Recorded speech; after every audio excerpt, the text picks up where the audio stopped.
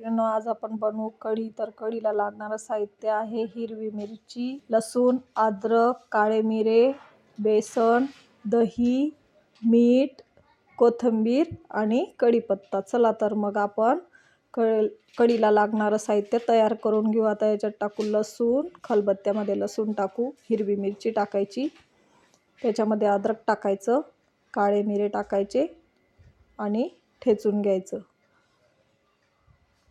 बारीक असं ठेचायचं. ठेचल्याच्या नंतर त्याला चांगलं ठेचून घ्यायचं बारीक. पावसाळ्याच्या दिवसामध्ये कढी खूप सुंदर छान लागते, त्याच्यामुळे मी पाऊस पडत होता त्या दिवशी म्हणून कढी बनवली. आता त्याच्या दही आपण हे करून घेऊ. दहीमध्ये टाकू बेसन पीठ रवीने घोटून घेऊ. आधी दही घोटून घेतलेलं होतं, मग त्याच्यामध्ये बेसन पीठ टाकून घोटून घेतलं. बघा तर दही चांगलं घोटून झालेलं आहे. आपण आता फोडणी देऊन घेऊ.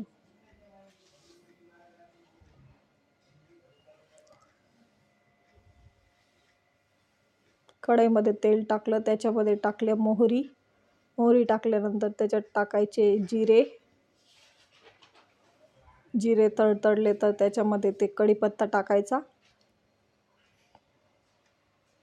कढीपत्ता टाकून झाल्यावर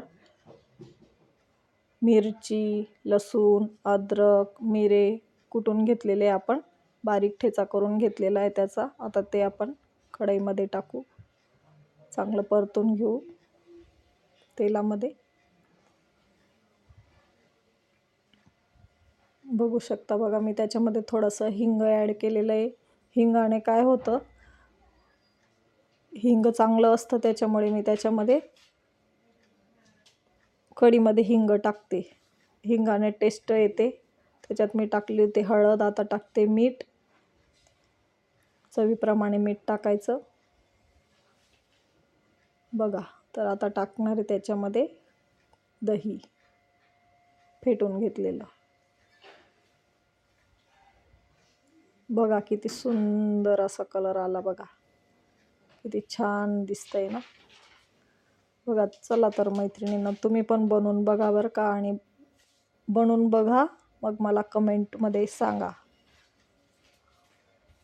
हे बघा किती सुंदर झाले. आता मी त्याच्यात चवीप्रमाणे साखर टाकते. मी कढी जेव्हा बनवते ना, मी त्याच्यामध्ये साखर टाकते. आमच्या घरी साखर टाकलेली अशी आंबट गोड कढी खूप आवडते. मग मी त्याच्यामध्ये कोथिंबीर ॲड केली. बघा, जोपर्यंत कढी होत नाही तोपर्यंत तिला ढवळत राहायची, म्हणजे ती उकळी नाही येऊ द्यायची कढीला. कढीला उकळी जर आली ना तर मग ती अशी फाटून जाते. जसं आपलं दूध खराब झाल्यावर कसं ते फाटतं, तशी कढी खराब होते. त्याच्यामुळे तिला ढवळतच राहायचं. जोपर्यंत कढी होत नाही तोपर्यंत तिथंच थांबायचं. बघा तर कढी तयार झालेली आहे. आवडल्यास लाईक, शेअर, कमेंट करा मैत्रिणींनो. थँक्यू.